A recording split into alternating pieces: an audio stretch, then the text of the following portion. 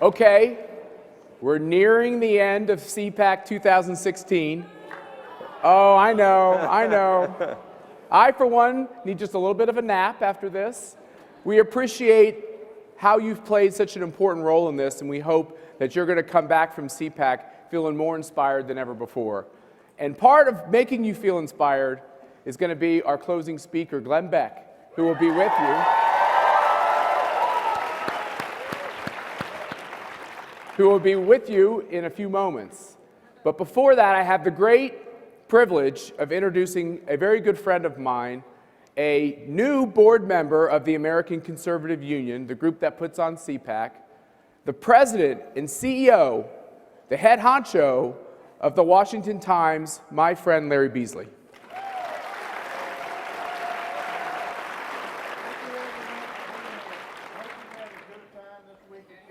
You're not hot. There you go. Is he hot? I should be. There you go. Okay. I was going to get close to you. Okay. Well, thank you for being here. I hope you've had as good a time this year at CPAC as I have. Great. Can't thank Matt and all of the ACU staff that put this on. It's fantastic. And I also want to say we have one great election coming up that we need to make sure we get it right this time. We need a Republican in the White House.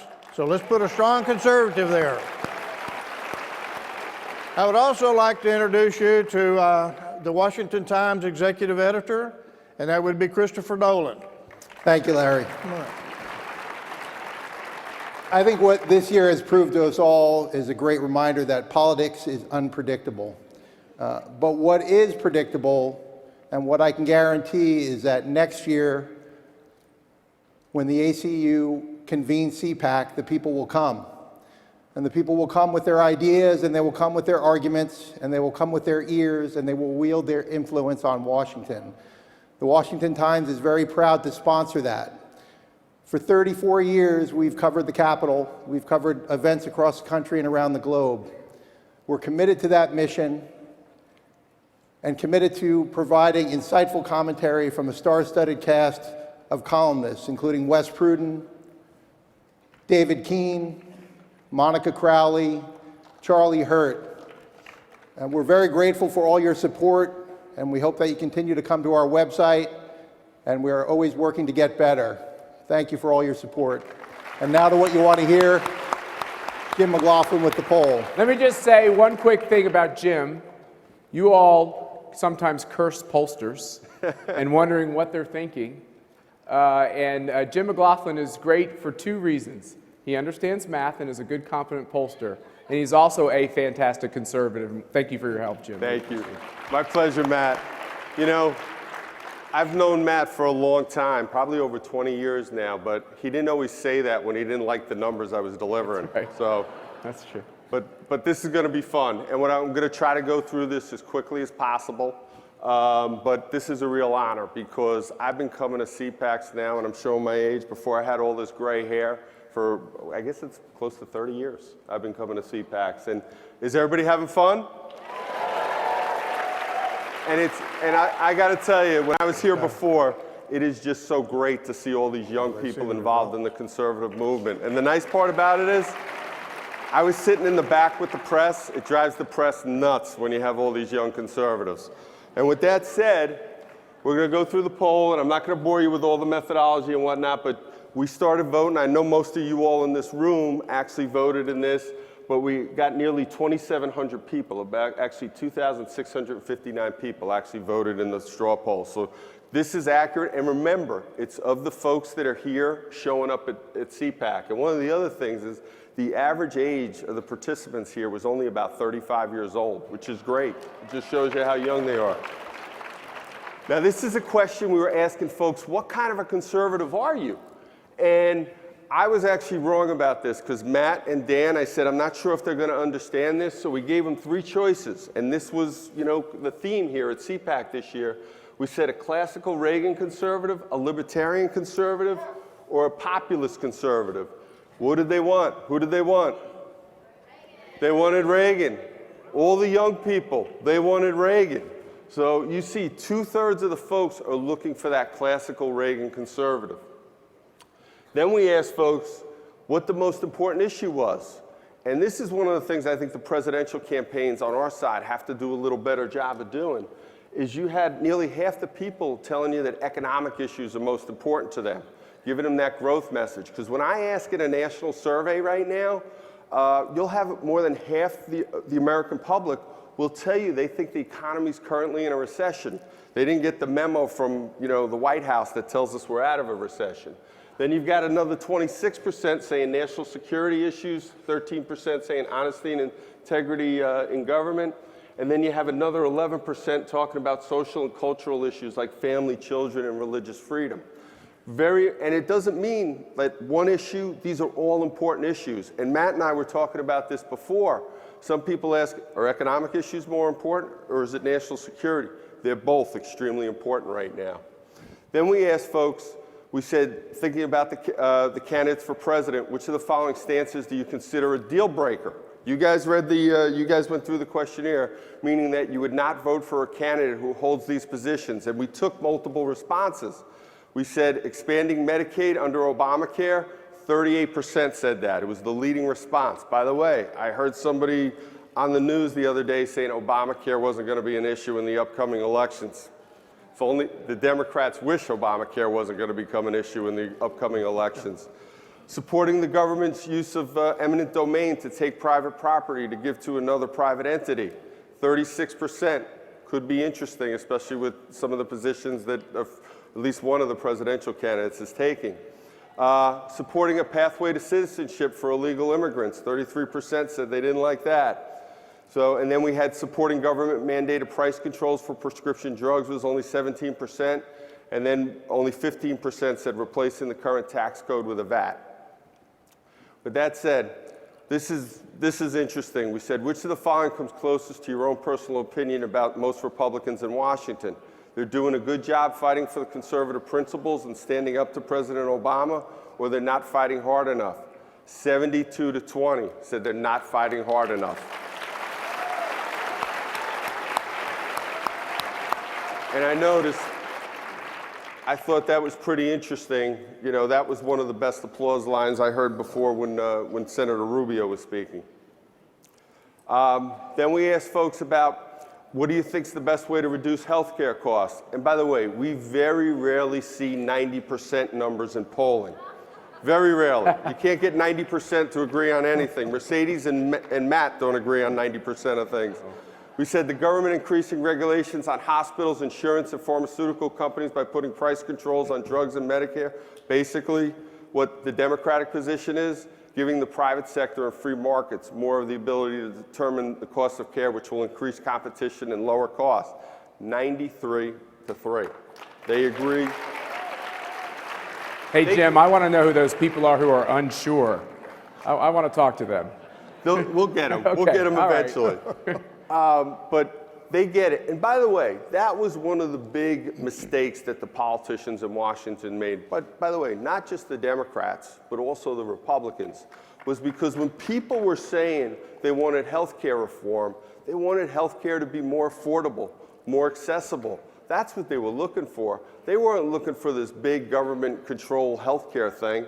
And again, I've got this gray hair here, and I've been around for a while, and as bad as Obamacare is, I'm telling you, in a lot of ways, what Hillary wanted to do back in 1993 was even worse than Obamacare.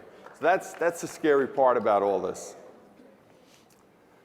And then with that said, we asked the question about, we said the U.S. Constitution grants authors and inventors the exclusive right to their creations, like the books they write and the technology they invent.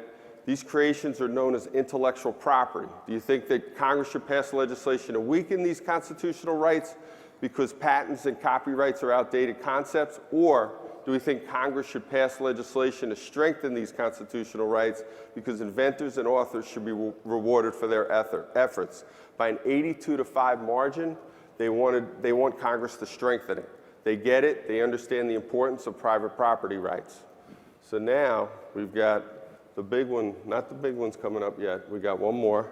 Don't worry. What big one are you talking about? The big one. Okay. We know the one the for big one. For the guy who's going to be in an office that looks something like this stage. By the way, right? I had to turn off my phone an hour ago because once people found out we were doing the straw poll this year, forget it. It was everybody was looking for it. Then we asked, and again, I heard the response before when Senator Rubio was talking about this. We said, as you know, there's now a vacancy on the Supreme Court since the passing of Justice Antonin Scalia. Republican leaders in the Senate have committed to block anyone President Obama nominates. Do you think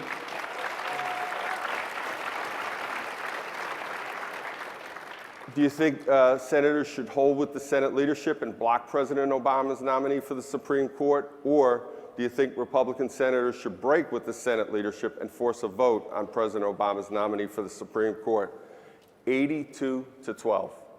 And I always say, CPAC voters, we talk about low information voters, we talk about high information voters. The CPAC voters are the highest information voters. They get it. You folks in this room, you understand what Joe Biden said. You understand what Chuck Schumer said, where there was no way they were going to allow President Bush to support, to appoint a Supreme Court justice during an election year and allow the voters to decide. So you get it, and that's why it's 82-12 on that issue. And with that said, is everybody in from the hallway? This is a good time to be in the CPAC room. Come on in. Jim, are we ready? Ready? we're ready. The winner of the CPAC 2016 straw poll is Ted Cruz.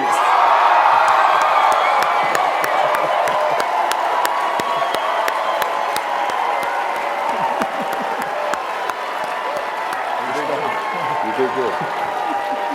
Good job. Stay There good. you go, Jim. I'm a little sweaty.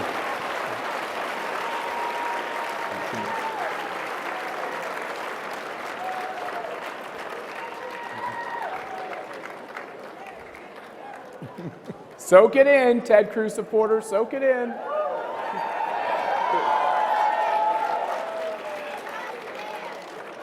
Very, very, very interesting. And look, you've got.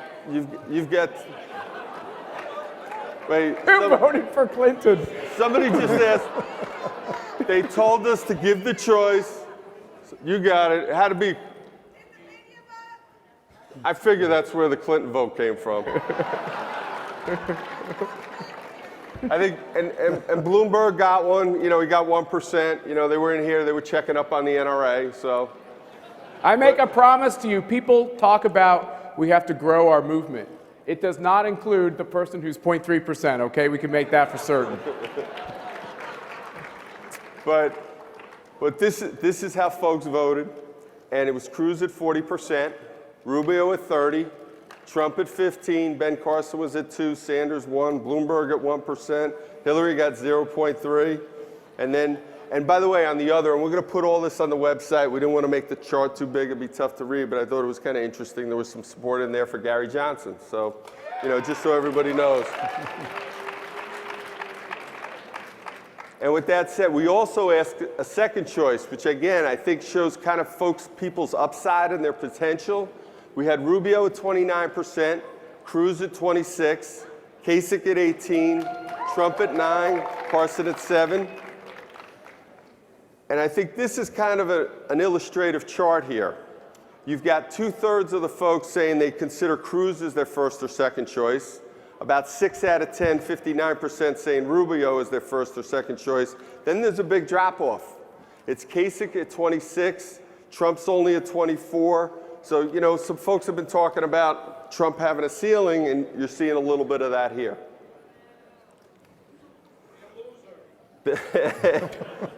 Then we actually asked, and I apologize, this is a little tough to read. We gave you folks a choice for your vice presidential candidate. It was Nikki Haley at 12%, John Kasich at 12%, Carly Fiorina, an ACU board member, Rand Paul at 9%, Marco Rubio 9%, and Scott Walker at 8%, and then Condoleezza Rice at 6%. I thought this was a little bit interesting too, is because I kind of looked at it, and again, this might be a little bit too much boring pollsterese, but I'll give it to you. The Cruz voters, they were more likely to want Fiorina at 15%, Rubio at 14%, Walker at 11%, and Paul at 11%. The Rubio voters, 29% wanted Nikki Haley far and away, and then it was John Kasich at 15%. Then it was Trump. The Trump voters wanted Kasich at 15%, and they wanted Ted Cruz at 13%. And the Kasich voters, it was 14% for Nikki Haley, and then it was 12% for Rubio, and it was 11% for Condoleezza Rice. And with that said, I hope everybody enjoying themselves, and I'm going to turn it over to Matt now. Okay, so we have the highlight coming up soon here with Glenn Beck. I always say he's going to... With Glenn Beck, he's going to close us down by lifting us up. And we all need to be lifted up. And we want to thank our friends from the Washington Times, Larry and Chris. You know, in Washington, D.C., it's heartening to have a paper dropped on your doorstep every morning that tells it like it is. Some people have said that I've had people tell me that they read the Bible in the Washington Post every day. You know why? They want to get both sides of the story. And with the Washington Times, we get the right side of the story. So thank you all very much for playing an important role here. Thank you, Matt. Look, the results of this poll are always greatly anticipated, and they give us a sense of where the pulse of the conservative movement is. And I think we can all say, I hope you'll say, was this a good CPAC?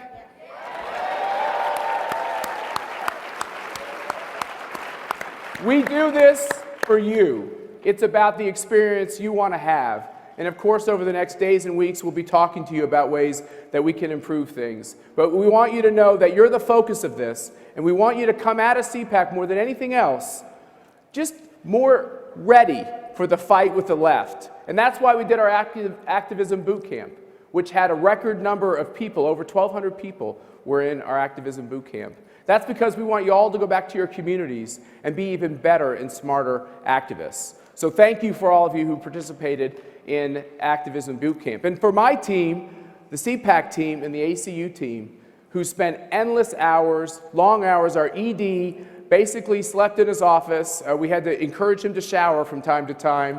And the rest of the team, Karin Walters is our CPAC director, Ian Walters is her husband, who is our comms director, and all the people who you've seen on the stage at various times who worked so hard. Can you give them a round of applause, because they work very hard.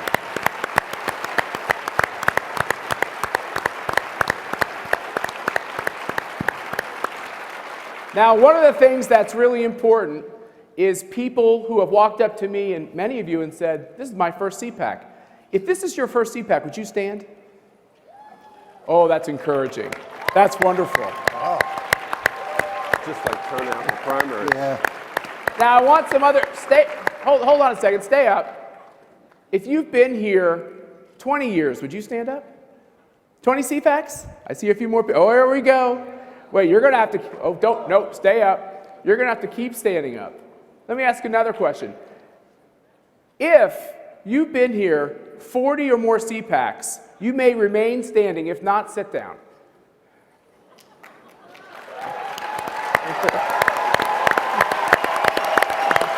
Now everyone stand up.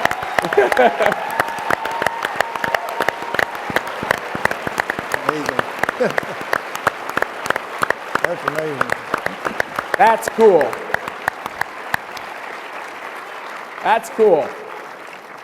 I'm buying your drinks tonight, okay? It's me, I'm getting them. For the first time ever, we did a CPAC scavenger hunt. We had 88 different challenges, and the winner of the scavenger hunt, who completed every single challenge, is Isaac Heron. And Isaac has gotten his prize, and we appreciate him so much for participating in that great new concept.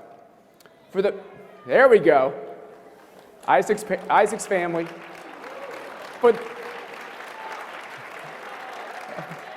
There he is. Oh, he's here. Sorry. For the past 3 days, American conservatism has been on display, quite literally. And as the world has been watching, you have been making your voice heard. More activists trained in our boot camp this year than last year. And we experienced the largest single day of follower growth online, 8-fold increase from over last year's event. Your online engagement, ranging from the Twitter wall to the questions you sent to the hashtag AskCPAC, made us a national trend for several days.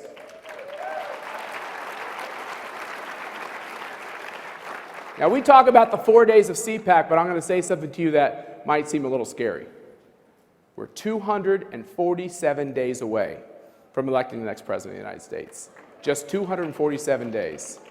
Your voice, your actions, your commitment to the conservative movement can and will make the difference in defeating the leftist agenda and prevent us from losing this next election. There is the Obama torch that is going to be passed off. You see those relay races when they sometimes bobble the pass, the baton? Let's make sure they drop it, and let's make sure we pick it up. And let me end with this. As Reagan boldly proclaimed, our time is now. You've helped create a moment in history that will resonate far beyond this past week. Your time is now to continue the fight when you leave these doors, because you're not just a trend. We need you in this fight. And I just want to say from the bottom of my heart how much you have been an inspiration to me, to have all of you here, to have this room full, to see the message we're sending, not just to each other, but to the world who's watching and to the country who's watching. And I just want to say very sincerely, God bless you and God bless America.